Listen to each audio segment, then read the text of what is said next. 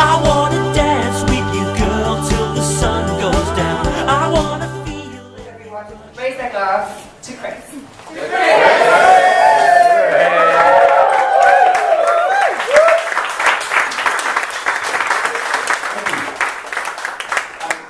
There is apparently some Prosecco actually behind the bar, which is, I now realise was for this moment.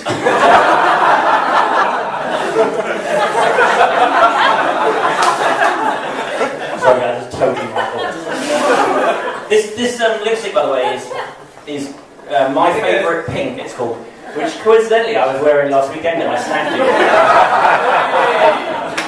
Less said about that, the better. Thank you, Sarah, for those very kind words. Thank you all of you for coming. It's very exciting. Got a book, there it is. I'm going to keep this reasonably brief because I've got some live music for you in a sec, but I do obviously have some people that I'd like to thank. First of all, my soon-to-be wife, Pip. Who, as most of you know, is a doctor in the army. Yeah, proper job. People do sometimes say to us, how on earth did you two meet? It was actually a major Lewis. Oh, she's not a major. Well done, me. Anyway, this is brought home to me when I first started working on Songs About a Girl. My agent, Ed, gave me some kind of homework, some research homework. So a bunch of books and films to consume to get me in the kind of teen headspace. So things like Geek Girl and Mean Girls and Pitch Perfect and so on. And around about that time, Pip was on exercise with the army in Kenya. And I remember calling her up one day and saying, how was your day? And she said, well, I was woken up at 4 in the morning by the army unexpectedly. They bundled me into a helicopter and choppered me out to a soldier who'd been bitten by a scorpion. And I had to save his life. What are you up to? I said, I'm going to level with you. I'm sitting in my pants, I'm drinking Baileys, and I'm watching High School Musical. Technically work, I might say.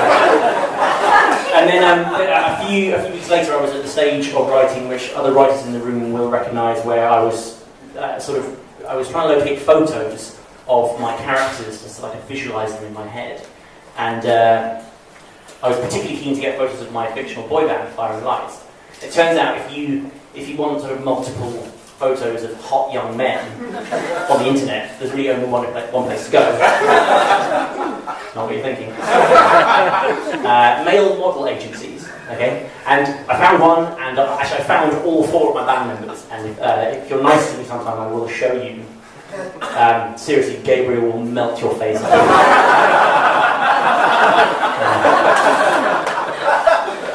I've lost my train of thought. So, Pip came home one day from work where she had been probably relocating shoulders and delivering babies in the back of cabs and things.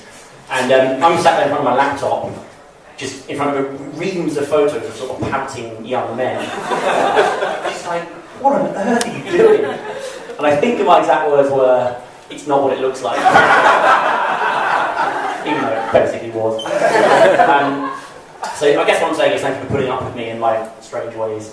Ed, my agent, thank you for giving me my first break in the industry. And no one asked for it. Ed was, of course, the first person to read the book in its earliest form. And I remember his feedback was, you've done a great job here. There's one scene I would like to query. This is a scene where Charlie takes the train to Brighton. Yeah. Charlie takes the train to Brighton and she goes to Reading Station, which is her local station, also my local station when I was growing up. And Reading Station has recently been rebuilt, been renovated. This is going somewhere, by the way.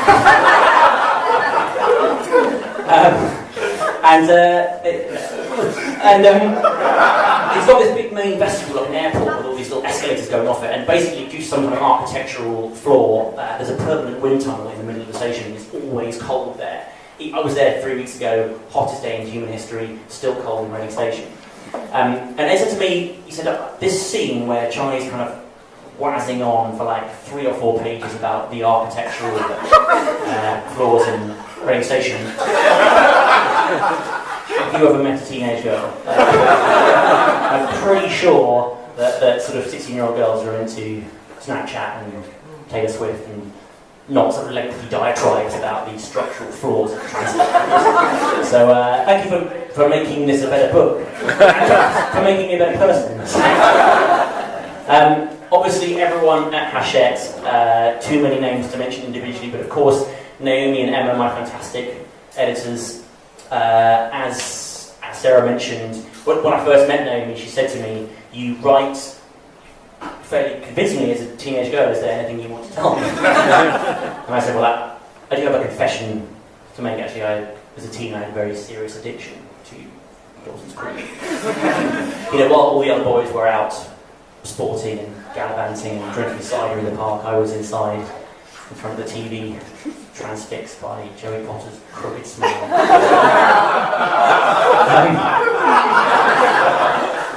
And then Naomi passed on the baton.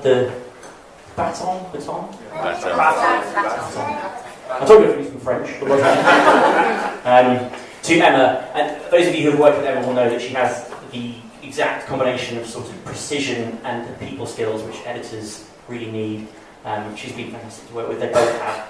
I'd like to thank them both in spirit for making me a better writer, as well as making this a better book. Obviously, Waterstones, thank you for having us, for hosting. It's unusual sort of having a book launch in the same venue as J.K. Rowling, but sort of 3 days before her. As I said earlier on Twitter, it's a bit like, it's the publishing equivalent of opening up for The Who. My family, there are various members of my family who are here this evening. My mother is very artistic and very creative. My dad is very methodical, obsessed with spreadsheets. And it's in the exact sweet spot between those two skill sets that my novel writing exists. So thank you for making that possible in the first place.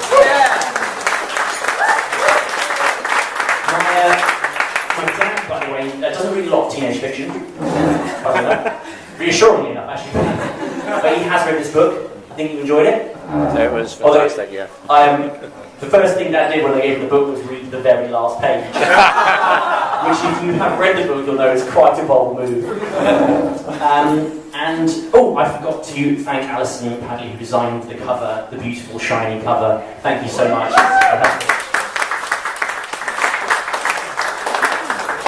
And finally, I think I'd like to thank my boys, the Lightyears. As I say in the back of the book, you guys have taught me that being in a band is a bit like being married to 3 grown men, which is actually more fun than it sounds. That sort of brings us on to the live music element. My ultimate plan with this project is to create Fire&Lights for real, and in doing so, effectively live forever as a boy band. And the first step in that process is the music. So I've written some of the songs that feature in the story, some of the kind of like super poppy boy band songs, and my band have very kindly agreed to learn them and give them a go this evening. So if you guys at the back, or come forward. Some people have actually asked me whether Fire&Lights are based on the Lightyears, and I have been asked a couple of times whether I am Gabriel. And I have to say, are you asking me whether I have based the universally acknowledged hottest member of my boy band on myself? I'm not sure what that says about your opinion of me as a writer, or indeed a human being. I mean, obviously Gabriel is based on me, but